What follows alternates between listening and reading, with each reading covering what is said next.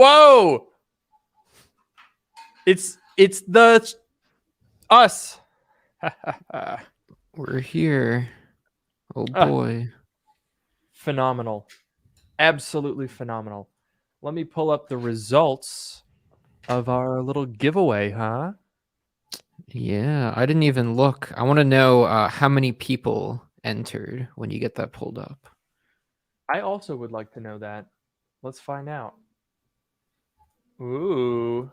By the way, I wanted to keep this, just for us insider people here.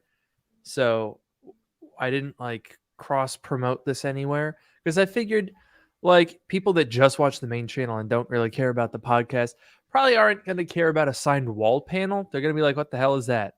Yeah. So I figured we'll keep it exclusive here. Would you like to take a guess, Noah and chat? How many people do you think have sent in responses? I would like to think, I don't know how many views we usually get. Where is it? Around 100, 200 concurrent viewers. Is that right? Or is that views at the end? No, we usually have a couple thousand views, but Okay. we get at least 150, 200 viewers on That's like a pretty good. tech drought moment like we have now. Also, is my camera just completely screwed? Because it looks all freezy. Yes, you're going in seconds per frame rather than frames per second. Good. That's great. Also, I really like that saying. I'm going to use that. Yeah. I think actually you're fine now, but it was pretty bad before. Was it doing anything to my audio?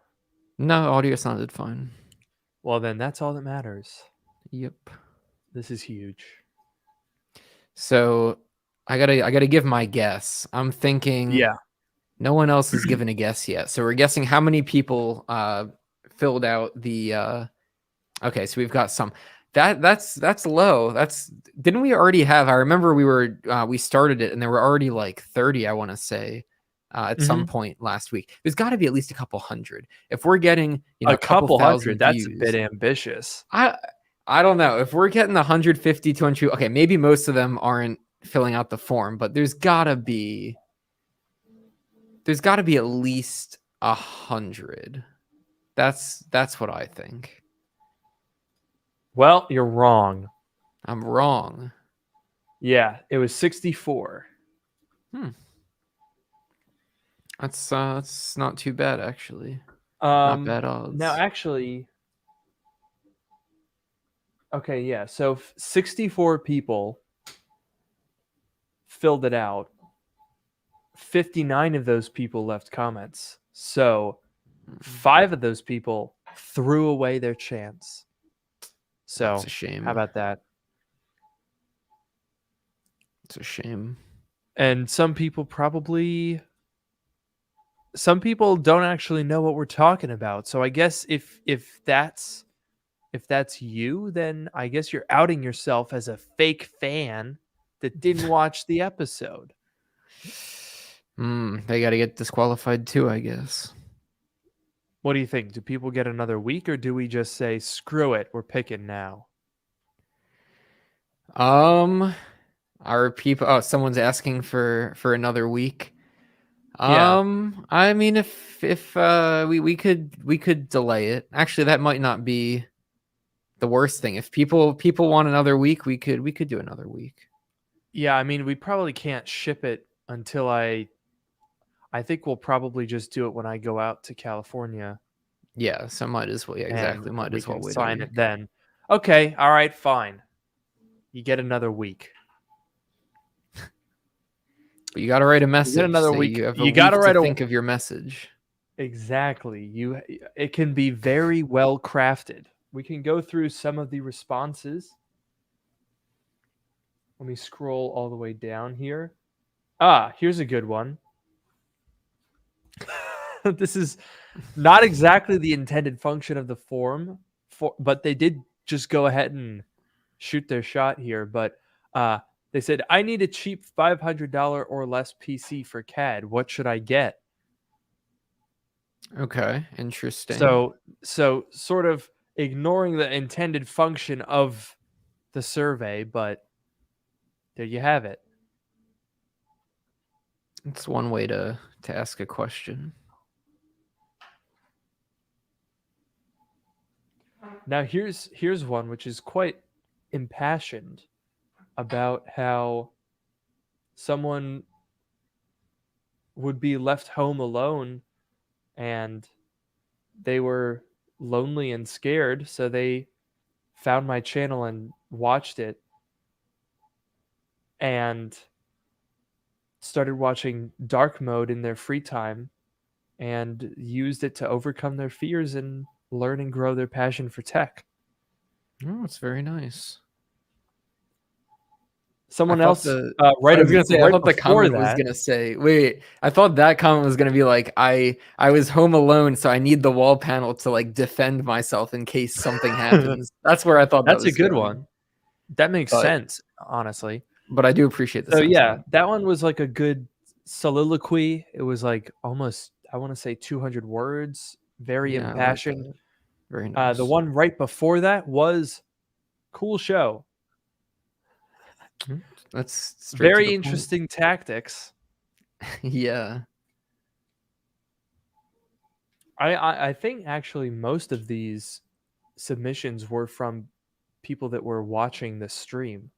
I don't think we had a ton of entries from the audio side of the podcast, which is perhaps understandable given that I read it out letter by letter. Yeah. Which, to be fair, was not entirely serious, in case that wasn't obvious. It probably was. Yeah, I think we get some good live viewers, and I think the live chat's the best. Yeah. And people that listen to this podcast on their Monday commute right now are probably crying because they wish that they could be a part of a live Dark Mode, but maybe, hopefully someday you guys will get there too. Oh wait, they're not listening to this part because we're not actually in the podcast yet. So never mind. Sucks to suck. Oh no. All right, just don't tell. No one tell that to any of the audio listeners. Don't tell them, guys. This has to stay between us. They can't handle it. They're too fragile. They don't have the gift of sight to watch the podcast, so they have to. We can't tell them. They can't know that was said. That's true. We could do some video only. Like we're talking about something totally serious. Just do. I don't know. We could learn sign language and just have like 2 episodes going on at once. Like one of them is the audio, but for the video viewers, they get that like second like episode that's happening at the same time. I don't know. We could look into that. That is curious. Now, what I'm also wondering about here, Noah, is how many shows do we have? Oh, next show, episode 52, is going to be the day before WWDC. Wow. We're a week and a day out from Dub. That is exciting. Yeah. That is really, really exciting.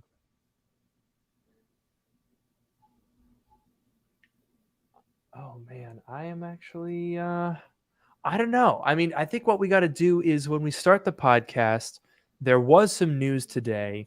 I think we got to give ourselves a little bit of time to talk about Dub because I know people want to hear it. Mm-hmm. But this is probably going to be the last episode of Tech Drought news for a good while. So I don't know. I'm ready. If you are, Noah, I think we can go ahead and get started. Yeah, let's go for it.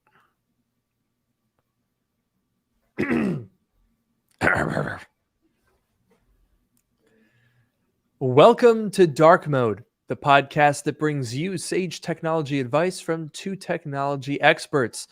And that's not just what we call ourselves. It's what our moms tell people when the worldwide developers confer. I'm your host, Luke Miani. And I'm your host, Noah Rubin. On this show, we take questions from listeners, attempt to answer them to varying degrees of success, and maybe even have a laugh or 2 along the way. And we are just a week and a day out from WWDC. So you know what that means, Noah? you're more than halfway through your WWDC advent calendar. It's time to start putting the Tims on the tree and lay That's out right. your AirPods and AirTags for the Johnny Ive reindeer. Uh-huh. I'm committing to this I'm making this up on the spot. It's going well. With just a week to go before the Worldwide Developers Conference. I don't know, Noah, do you have your Apple sticker tinsel decoration set up on your Christmas Tim? Not, not yet, but I will say No? it's not a bad analogy because WWDC does feel like Christmas. It really does in some ways. Yeah, and it's about 6 months away from Christmas in either direction. Yeah, exactly. Next week is going to be WWE. Mm-hmm. All the developers, wait a minute, hang on a second. What's that song? Dang it, it would have been so funny if I had prepared this ahead of time. Maybe I'll do it for next time. I'll come up with like a little poem for WWDC. That would be great. And it'll be really funny. Yeah. I'm excited. I don't know about you, Noah, but I'm excited for this year's Dub. There's a lot of potential and, more importantly, a lot of unknowns. That's true. I'm always excited for WWDC because, when there's hardware events, you can be excited about them. If you're not getting the products, a little less exciting. But you're always getting. Oh my God! You're always getting the software. You're always getting the software. A wall panel falling off. Wow, you're always getting that too. But when new or two and two. But oh God, you didn't put new tape on, did you? No, I did not. You idiot. But when there's new software coming out, you're always going to get the new software. So there's always at least something to be excited about. And I agree with you. There's a lot of potential. We've heard some rumors about new features coming to the operating systems. We've heard rumors about potential hardware teasers. There's a lot to be interested in for this year. So I'm looking forward to it. Yeah, this year, I think, honestly, the most exciting aspect of this year is the hardware question, because there are a lot of things that could happen at WWDC, and quite frankly, a lot of them could be very exciting, but I guess we're also going in with the potential of, what if nothing happens and then we all want to cry, because that's what happened last year. We didn't get any hardware. We thought we were getting, the redesigned iMac, but then that happened sooner. We thought maybe we were getting MacBook Pro, and then that didn't happen. And honestly, last year's WWDC was very underwhelming. So one can only hope that this year could be an improvement. I hope, right? Yeah, I remember last year was definitely disappointing, and there were some decent upgrades, I guess, but nothing super exciting. And obviously there was no hardware, like you said. So yes, I remember that the sentiment last year was definitely underwhelming, and I'm really hoping that there is more in store for this year. And going off the rumors, we can hope, but again, like you said, there were some rumors last year, so we got to see what happens. That's true. There were rumors last year. So I guess there's really no guarantees here. The one thing that I will say is this is now the first Apple event with an in-person component in 2 years. So one would perhaps hope, I don't want to say assume, but one could perhaps hope that a return to having an in-person component would mean that you'd want to have something exciting for those people to talk about. Because otherwise, I don't know. Last year's WWDC was so boring that pretty much no one would have really, I don't know. It doesn't seem like it would have been worth going to as an in-person event.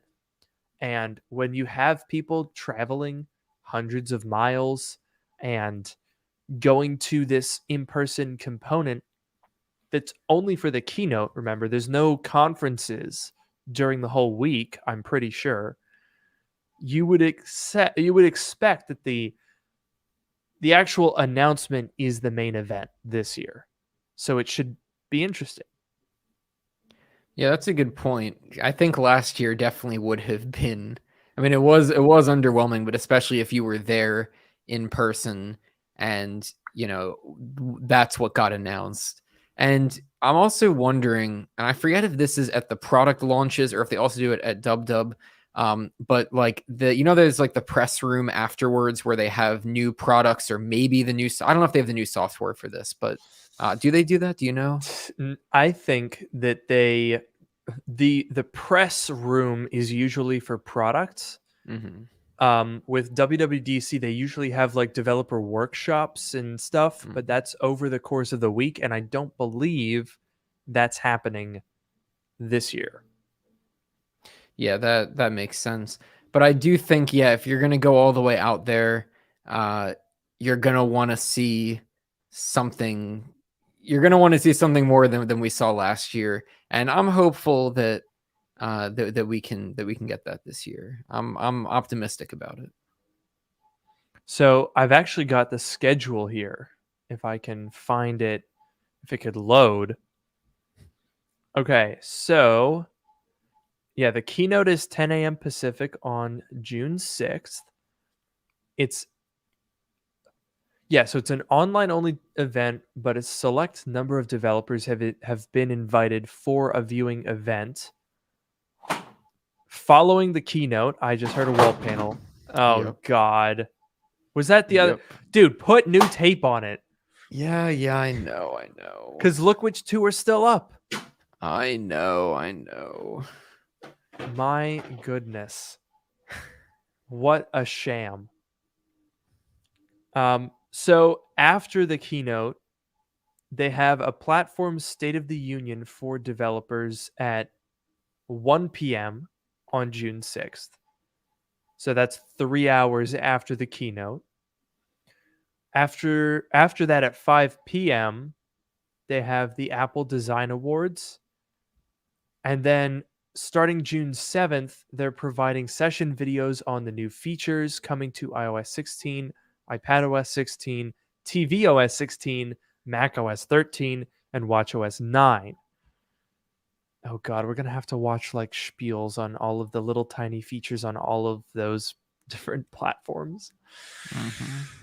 God, every time, it's kind of funny because every time Apple starts to talk about, now let's talk about Apple TV, or now let's talk about tvOS, every single person watching goes, all right, let me check my phone. Yeah. Like, no one cares. I mean, okay, sure, maybe Apple TV is like good or whatever. Yay, maybe you like it, maybe you use it, cool. But nobody wants event time for it. It's so boring. Yeah, I mean, for all the engineers that work on it, all the people that work on it, I guess it's cool to have that shouted out. But at the same time, I don't think there's been anything anything really interesting since the Apple TV 4, which was a long time ago. Yeah, honestly, if I got offered a job at Apple, they're like, "Hey, Luke, we want to pay you $1 million to be on the team," and I'm like, "Oh boy, wow, what team?" And they're like, "tvOS." I'd quit preemptively. You'd give up $1 million and a job at Apple. Yeah. Mm-hmm. I believe you. It would just be so like, it's not even Apple TV Plus, where they're like doing stuff and like making movies. It's tvOS. They're like, oh, the app tiles have parallax effect. Wow. I mean, it's a pretty cool parallax effect. You gotta give him credit there. Got to give him $1 million. Yeah. WallOS 1.9 crashed. This is accurate. And you're the cause of it, Noah. Yeah. You lazy son of a bitch. Yeah, I know.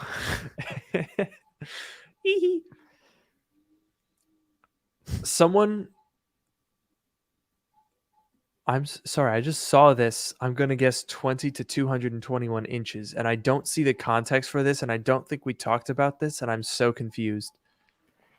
I think it's meant to be 20 to 21, probably, and I'm not sure what. Oh, for like a screen size, the new iPad, 20 inches. That would be a lot. Table. Yeah. Well, that's actually not far off, because I don't know if you know this, Noah, but the original Microsoft Surface was not a tablet. What was it? It was a table. Like fully a table. It was the size of a table. It was like 70 inches. Really? Mm-hmm. And it ran Windows. Yeah. I mean, like a version of it, but it was... honestly, I feel like that's probably a better use of the term Microsoft Surface. That's why it was called that, because it was literally a surface. Yeah. That makes sense. That's pretty funny. I did not know Although, Lemon Advance comments correctly, technically any table Microsoft has is a Microsoft Surface. That is true. You could also say that would be probably true for walls as well. Or is a surface only horizontal? I don't think so. I think a surface could be even the ceiling could be a surface, I would say. I don't know if you'd want a screen up there, but I think it could be.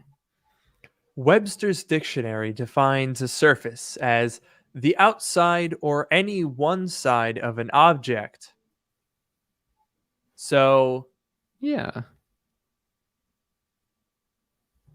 A lot of the examples that they give do seem to be tops. She floated on the water's surface. The outside appearance on the surface. To come to the surface. But a side can be a surface as well. Yeah, this is great conversation. This is a good, fantastic discussion. Let's move on. So, I take that back. All of the in-person WWDC things are happening on June 6th. So, I guess they added a couple of little stinky things after the keynote to keep people busy. They're like, hey, how about a design award? And people are like, okay, cool. They're like, hey, what if we show you another thing? And they're like, all right, you got to justify flying out to California somehow more than just an hour and a half keynote. But they're not going there for the developer meetings and, one-on-one sessions and all of that stuff. They're going there for the keynote. And I'm sorry, but if you're going to invite people to a place after you haven't invited people for the place for 2 years for COVID reasons, you kind of want to do something a little bit cool, don't you think? I agree. And I will also say, I think the Platform State of the Union happens every year, and the Apple Design Awards happen every year, I guess, around that time. I'm sure that's usually in person as well. So it's not, that's all normal. All three of those events that you mentioned, they're all normal things to expect. But of course, yeah, it's one day. There's got to be something interesting that's going to happen. And I also am very curious about the, the viewing experience, because it sounds like, and I don't know if this is true, but it sounds like we're going to get a similar style keynote that we've been getting for the past 2 years, and not the old fashioned, like on a stage keynote. That's what it sounds like to me, but I could be wrong. I would tend to agree. I think so. Here's the thing.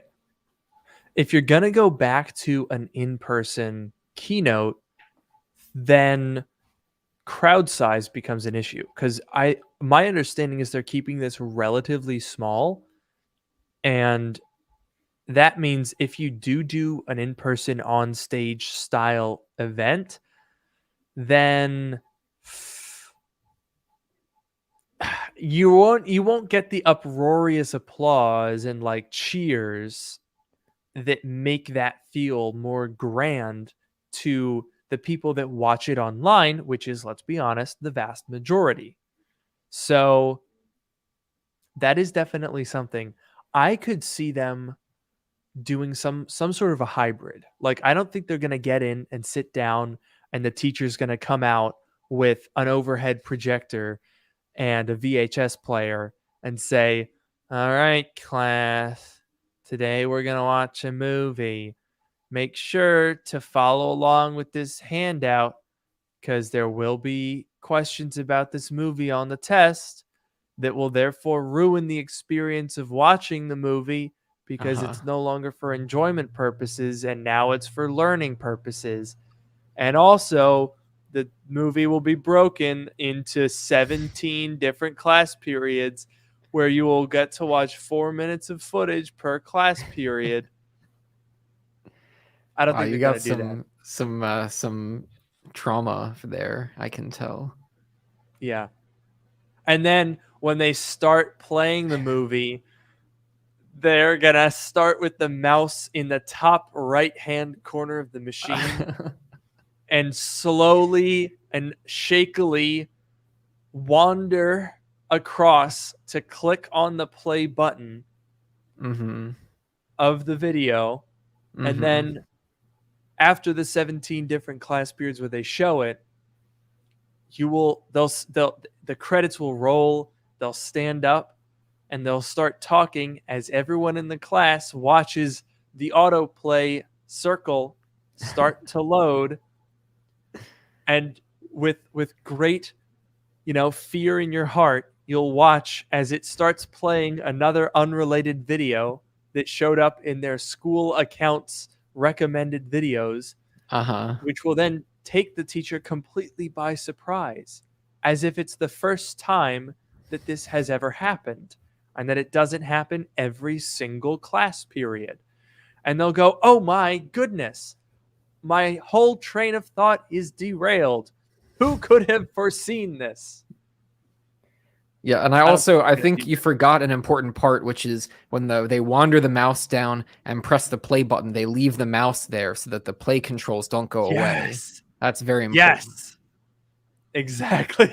And so then you'll be sitting there for 25 minutes with the play bar stuck on the screen on a 4:3 aspect ratio.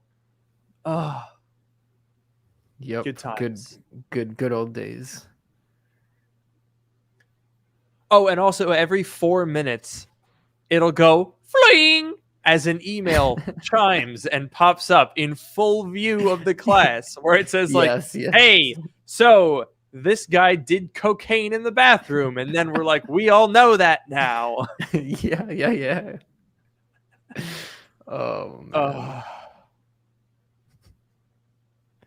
Oh, and every time an unskippable ad comes up, or no, every time a skippable ad comes up and their mouse is over the play pause button and therefore needs to go to the right side of the screen, a very slow meandering journey across this great distance of a 13-inch display will take so long that you will have been fully advertised to.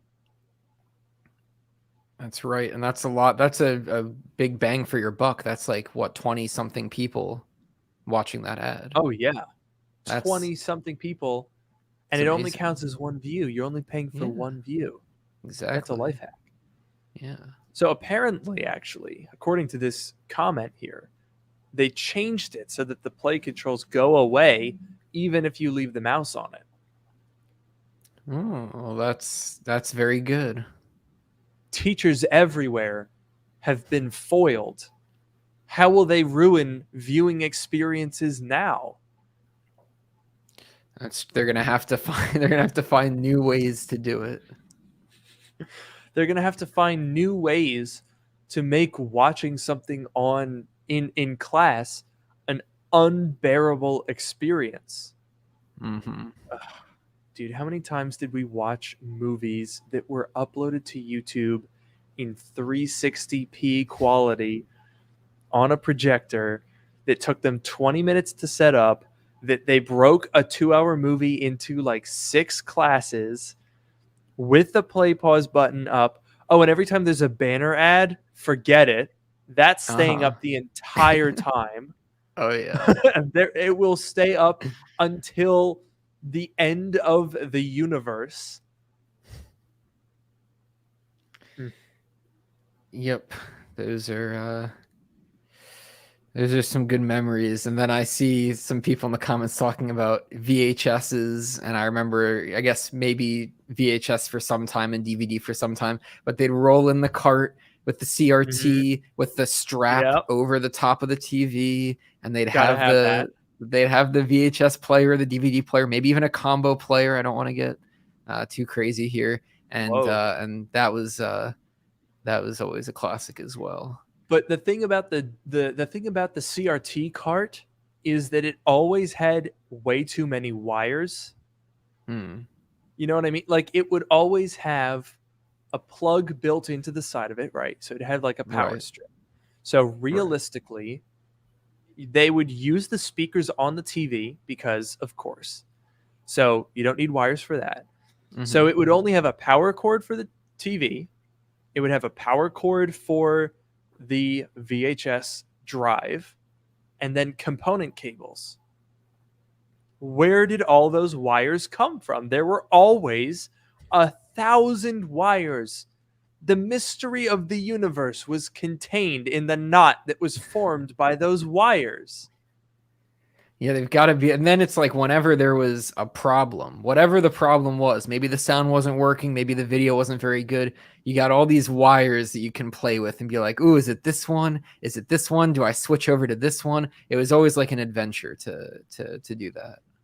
And the VHS tape was always so worn out because every single class that they showed it to was in a different spot. So they were constantly pausing it and rewinding it and fast forwarding it. So the people on the screen would always be like, you know, from side to side.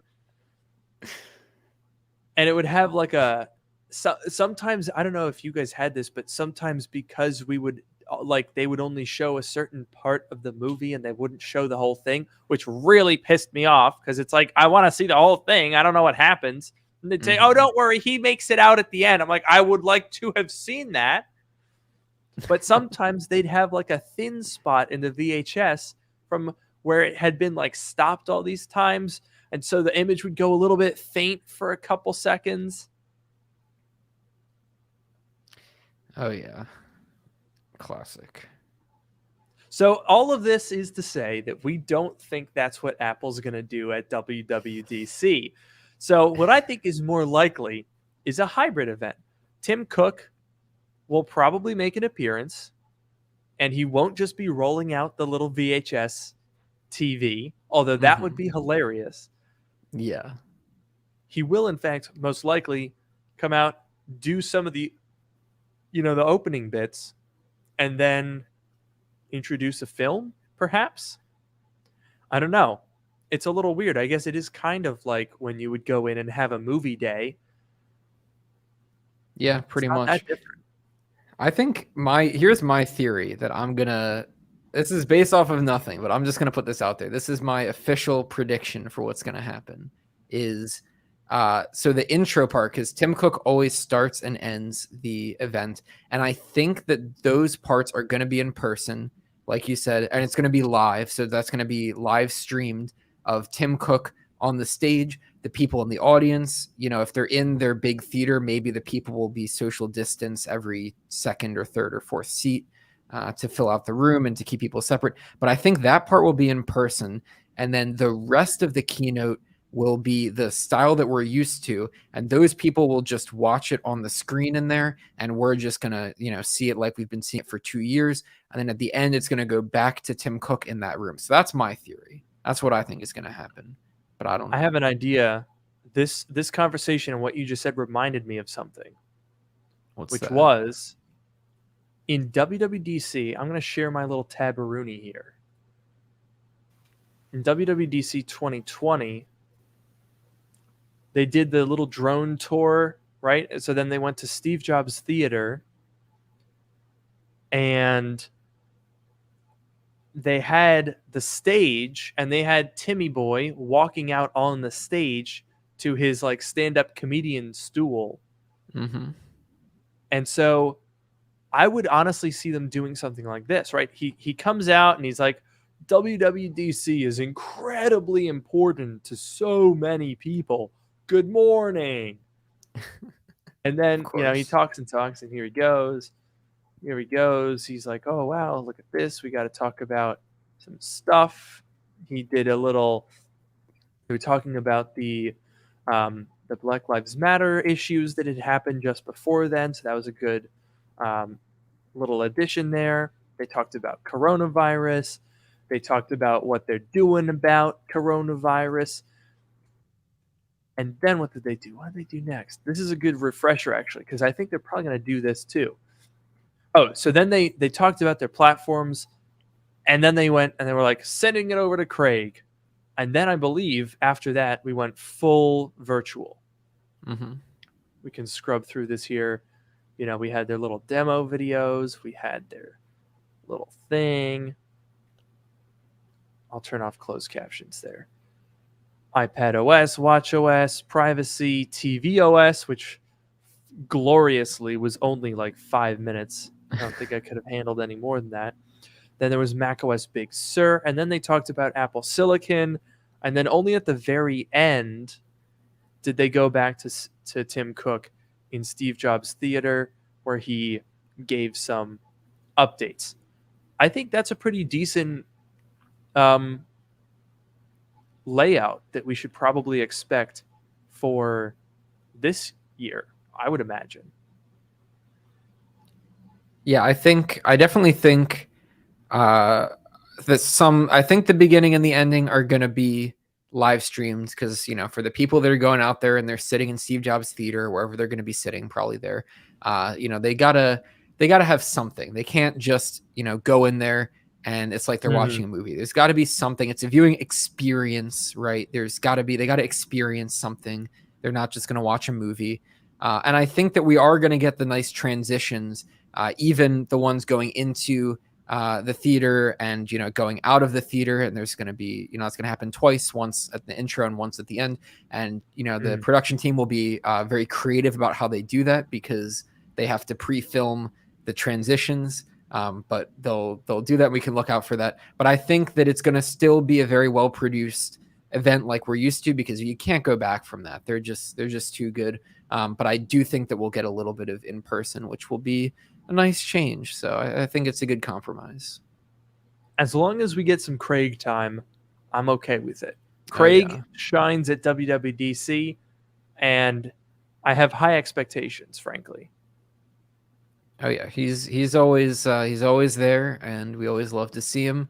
And I definitely think that whoever is in charge of the marketing or the writing or whatever for this event, I think they've definitely caught on to the status that Craig has, and they've given him some good lines and some good goofy things. So I'm sure that we'll see something good this time. I mean, Craig had that one meme.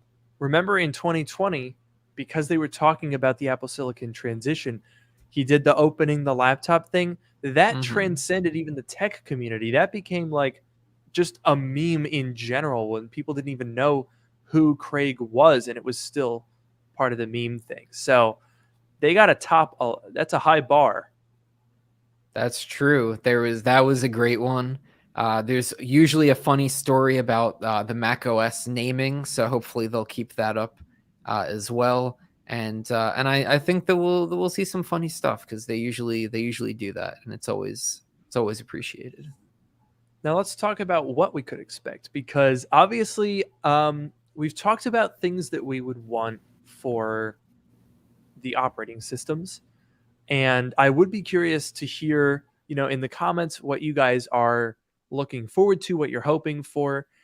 I think personally, the thing that would be most impactful in terms of getting a big update would be iPadOS. I think that's the software that needs the most work right now.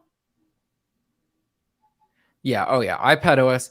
There can be new features for every platform. You can always think of things, but iPadOS like needs it. I don't think any other platform needs updates and fixes. They're always nice to have. I don't think anything is really lacking. iPadOS is so lacking that's where they really need to shine. I 100% agree.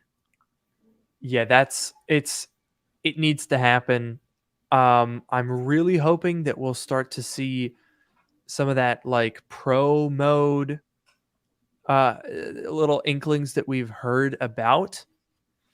Now, I wouldn't expect anything too crazy, just because Apple isn't actually very good at obfuscating the stuff they're working on in their builds.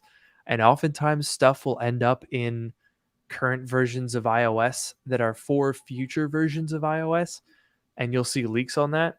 So things that are really, really major, those oftentimes are hard to hide and they won't stay hidden.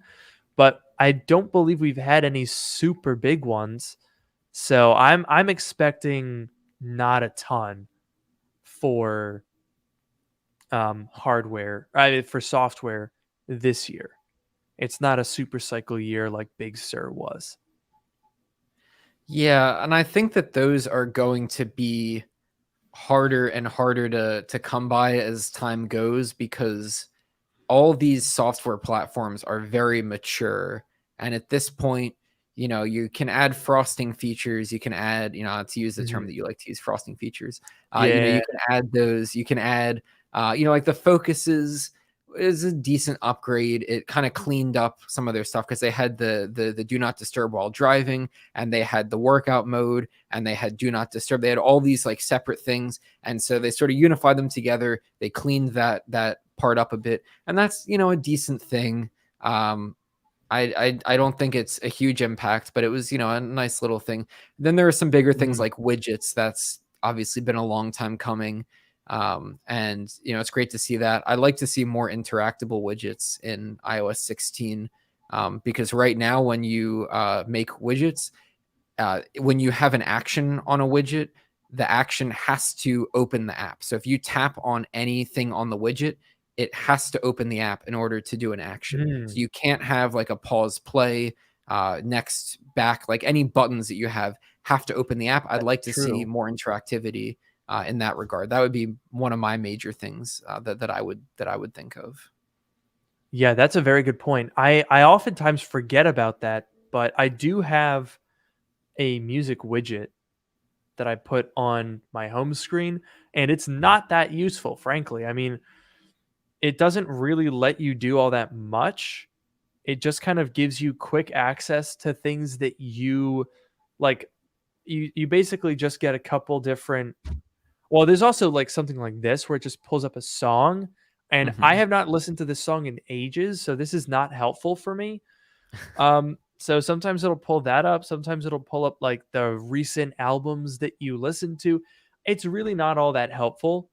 And I agree. I think if you could actually control app functions with the widgets rather than just being glorified shortcuts that just go into an app, that would make them a lot more useful. That'd be kind of like what Android does, where it actually gives you information and you can interact within the widget itself. I know that they have the smart stack, and they have some widgets where you can scroll and swipe inside the widget. So I think if they expanded upon that to make it a little bit more, useful, that'd be nice. Yeah, I definitely think, because I have built a few widgets as well, and there's some great things about the way that their system works. It's very they take care of a lot of the heavy lifting for you. But there's more they could do for interactivity. I think that's one of the main things. There's not a ton else that I can think of that I really need, but I guess, to get to the point, that we were saying is, so iPad OS is the one that really, really needs the work. And I would be hopeful that they could do something for multitasking. I remember, I think it was last year, right, where they did the 3 dots thing at the top where you could select, like, move this to one side or move this, like, off the screen. You know what I'm talking about? I think that was last year, right?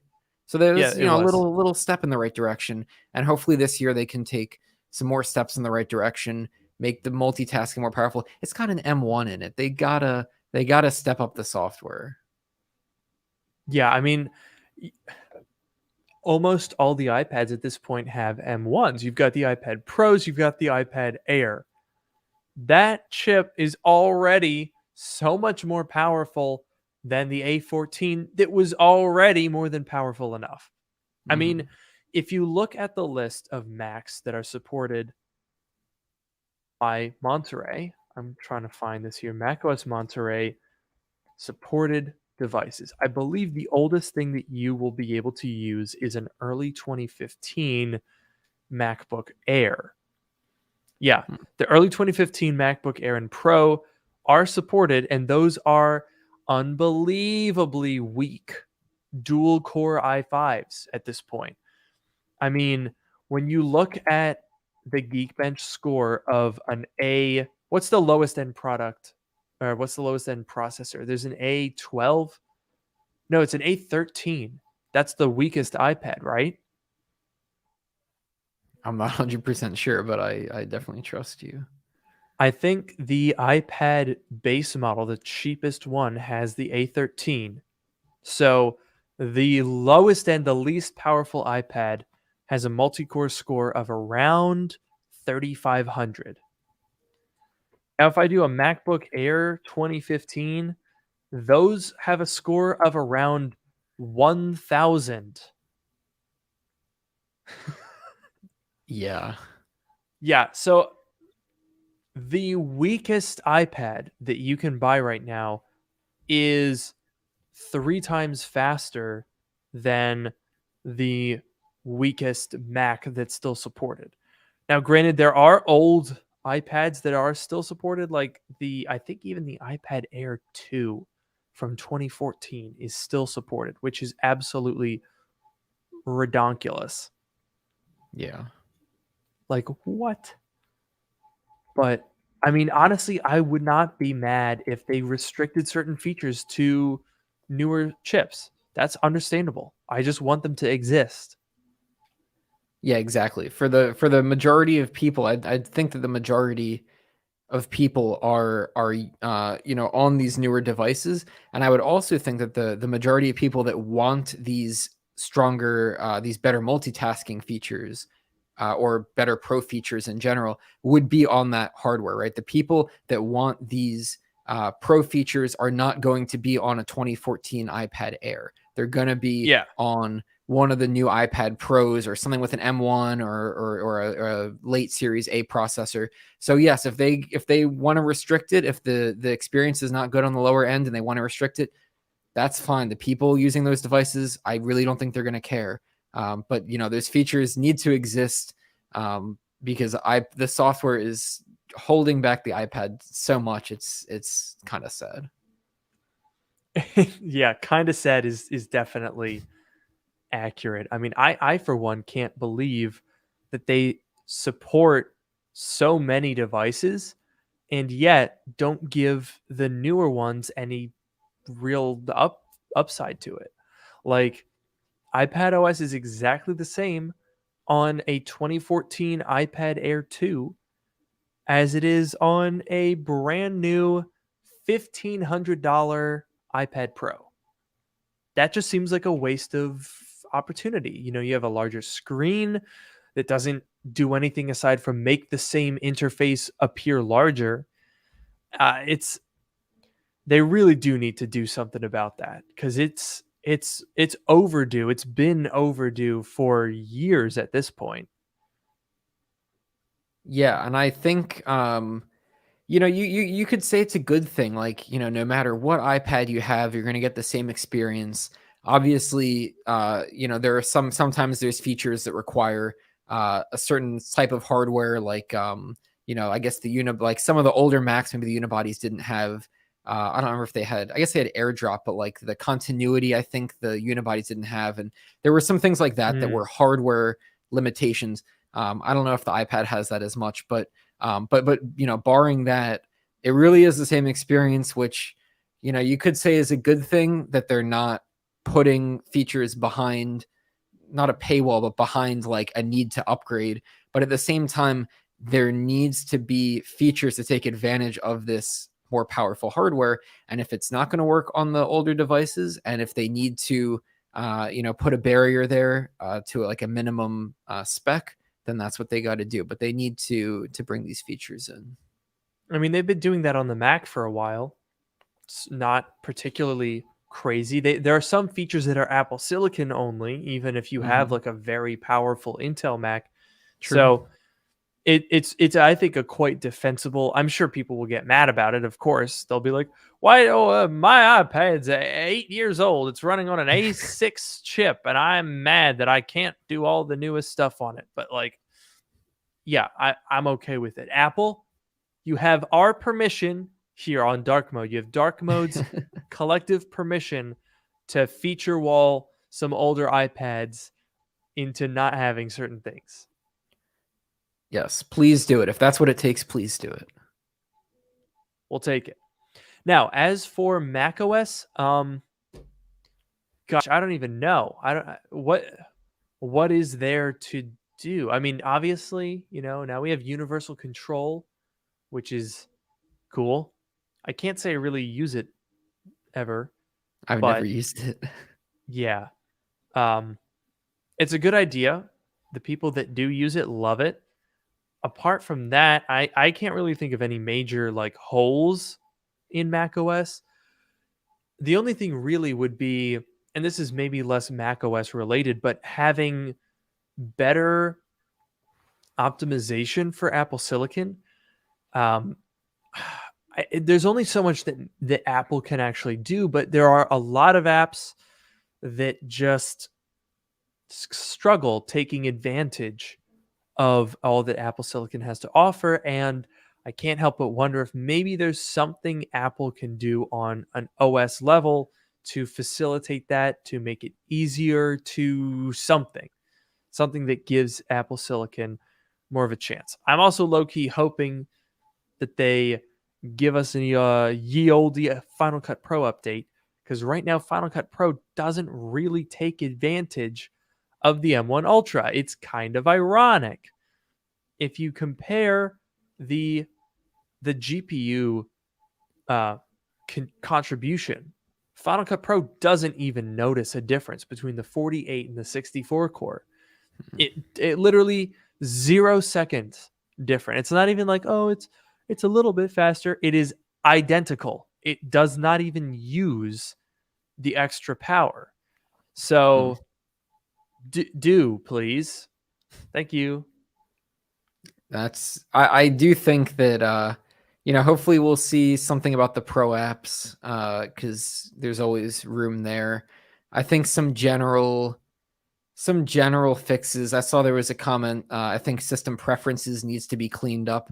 I think that's actually a really good point, because if you look at like what Windows 11 did with their preferences, I think they they do a good job of making it easy to find where the settings are, find what you're trying to actually do, put the more common stuff up first. It is also a bit janky, especially because when you go to like the iCloud stuff and it has to like load data from the internet or whatever, that app can be kind of janky. Also, the settings app on mobile. I think there are some opportunities in some of the system apps to clean them up a little bit. But there's nothing like you said, there's nothing missing. There's no real holes to fill. We got a visual refresh recently, and I think it looks great. I really like the new icon look. and I like the way that all the third-party apps have taken advantage of it. So maybe it'll be another boring or mostly boring year for macOS, and I think that's honestly fine. Yeah. I mean, obviously, I always love when we're surprised with features that we didn't know we wanted. I would consider universal control to be one of them. I mean, that wasn't something that people were like, curse you, Apple. I need to be able to move my mouse from one Mac to the other Mac seamlessly and have it do that. Like, no one really said that, but it's a very cool and good feature. And honestly, that's what you should expect from Apple. That's what Apple made a reputation doing. When Steve Jobs unveiled the iPhone, he finished the keynote with a quote from Wayne Gretzky saying, "I aim for where the puck is going to be, not for where it already is." Mhm. Makes sense. Don't chase the trends. Try to figure out where it's going next. That's the smarter move.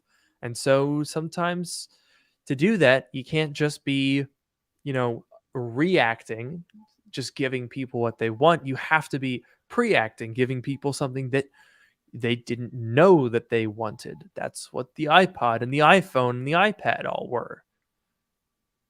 Yeah, that's definitely a good point. I think we could see another cool feature like that. I was also just thinking, one of the big things about Apple is their ecosystem, of course, and you could see universal control is definitely part of that ecosystem idea, because now they're like, hey, if you have an iPad and a Mac, or you have two Macs, or even three of them, you can make them all work together. Mm. So that's just another little tool that's making bringing the ecosystem, making that even stronger of a connection there. And Apple really likes to do that. I wonder if they could maybe do something more with like continuity, because right now continuity is if you have an app open on one device, it'll show up and say, hey, you have this app open on your other device, and you tap on it and it goes to where you are. I wonder if they could do more with that, to say like, not just, hey, you have this web page open in Safari, but like, hey, you're doing this thing. Maybe the thing spans multiple apps or multiple tabs or whatever.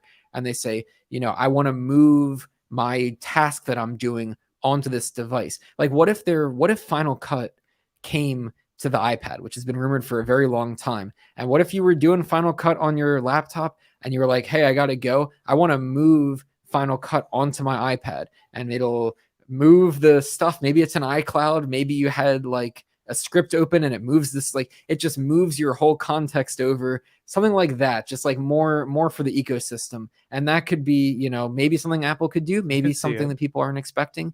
I don't know. Could be interesting. I mean, they really do need to bring, like, one of the big things you mentioned Final Cut Pro is that it doesn't have any collaboration options. Like, it's all single user local library stuff, and they really could stand to make it a little bit easier. They really should use iCloud more. Ian Zelbo here is saying he pays 4 terabytes of iCloud storage. Why can you not back up your Mac to it? And that's a great point. It's a little weird, quite frankly, that you can back up every device known to man, including your freaking watch, but you can't back up your Mac. You can back other stuff up on your Mac, but what if your Mac dies? You have to have a physical backup of it. It's 2022. And Apple is still selling their stuff with like 1/4 terabyte SSDs, so it's not like it is that much stuff that has to get backed up in the iCloud servers anyway. Yeah, that's true. They do have the weird thing where I think you like back up your desktop and documents folders, which is like, Yeah. I don't use that. I really don't like that, because it's like, first of all, you're limited to those 2 folders, and okay. Oh no. even the new tape. The relatively new tape didn't make it this time. Wow. But yeah, not great. But yeah, okay. So the desktop and documents is very limited. Some people don't use those folders in the same way as other people, and it's I don't know. I really don't like that system. I think like if they integrated Time Machine in, or if they gave you some control to say, hey, I want to sync these particular folders into iCloud, and then you don't have to drag them. You want to drag them into your iCloud drive, because then that's kind of annoying. If you want to say, I want to sync, this particular folder or subfolder or whatever, that would be a welcome change. And you know what? It would get more people using more iCloud data, which means they got to pay Apple more money, and Apple always loves that. So I think that could be something that we see. It would definitely make sense. That is actually a very good idea. I'm gosh, every time a WWDC comes around, it is kind of fun because at least on the software side, there are typically a lot of surprises. And this year especially, we have, I think honestly, almost a historic lack of news. And in terms of hardware, there's even less. Now, I'm going to let you guys know, because between today, May 29th, and our next episode, May 5th, a lot can happen.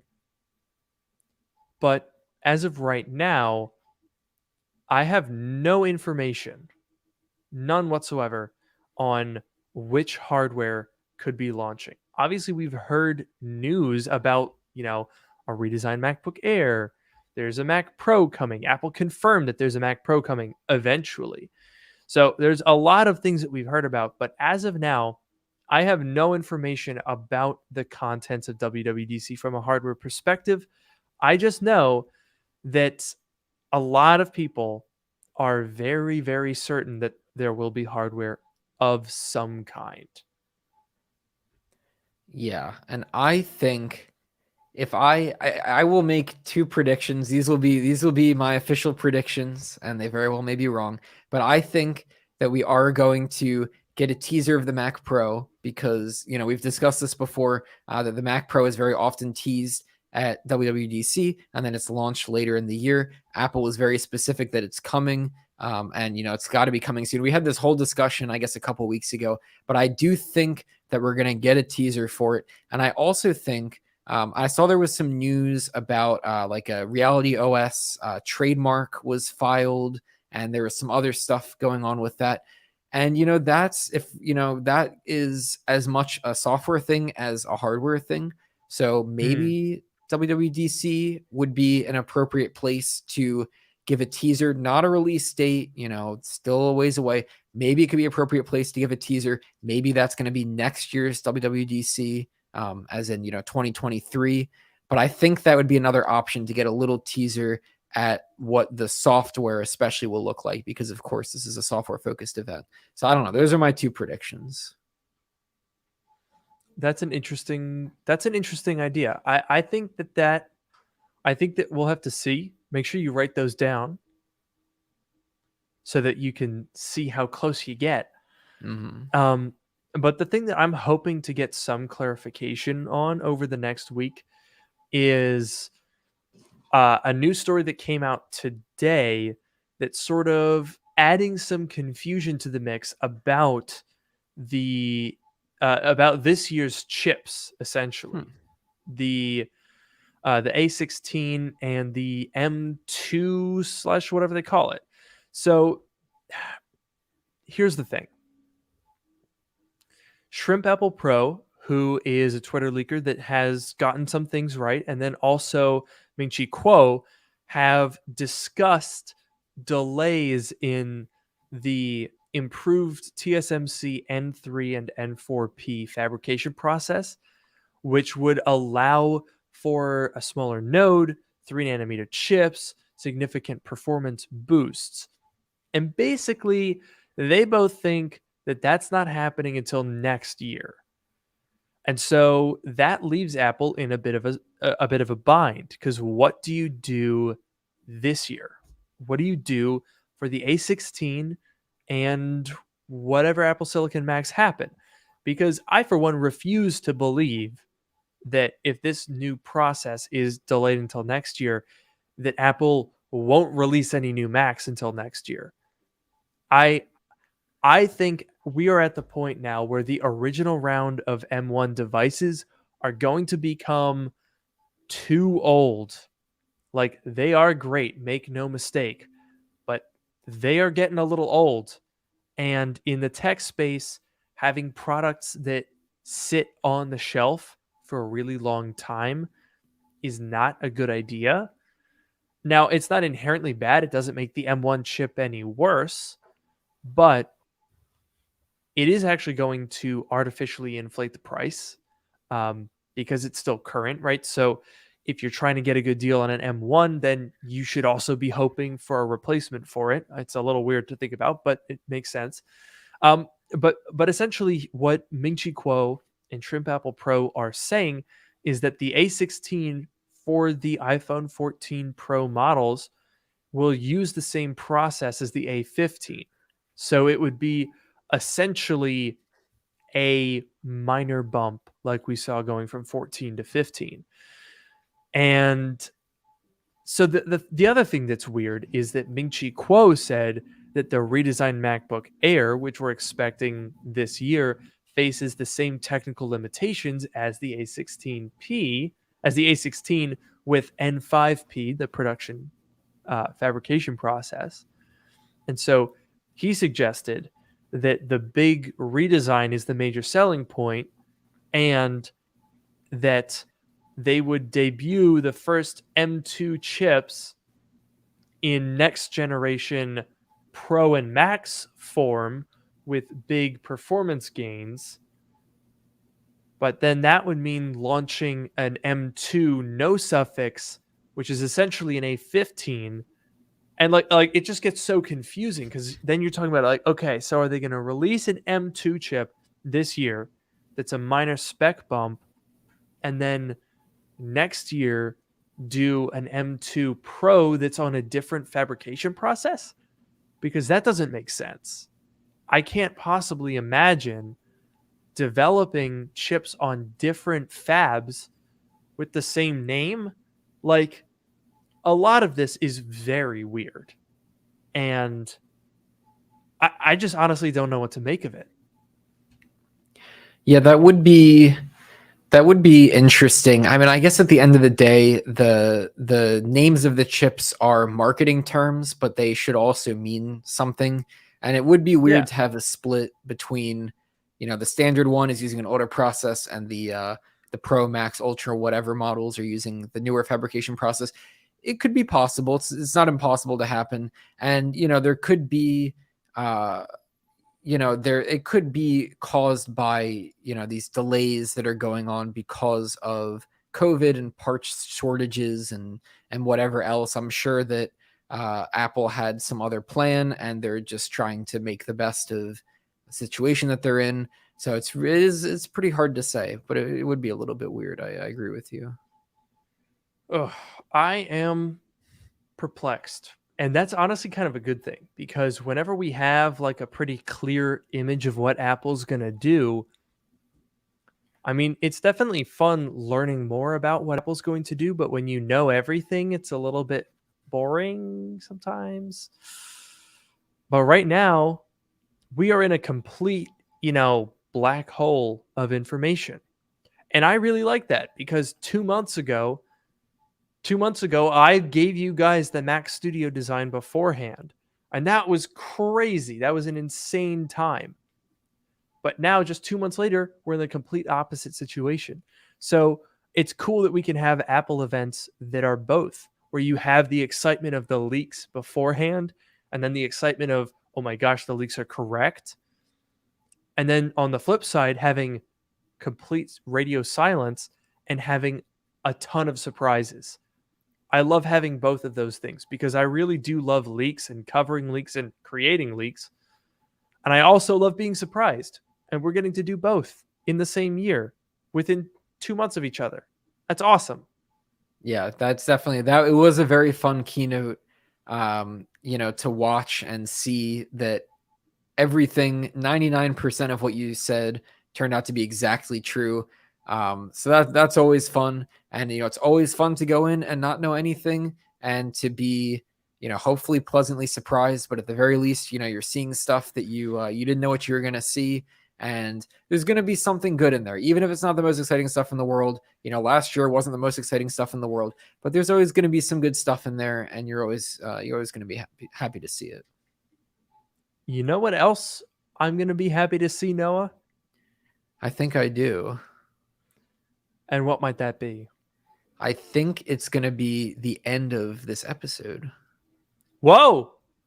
I was going to say happy to see you in a couple of weeks when I come to visit California. But if you think that I would be more happy to end this episode of Drk Mode than to fly to California to visit you, then so be it. I've been your host, Luke Miani. And I've been your host, Noah Rubin. Have a great night.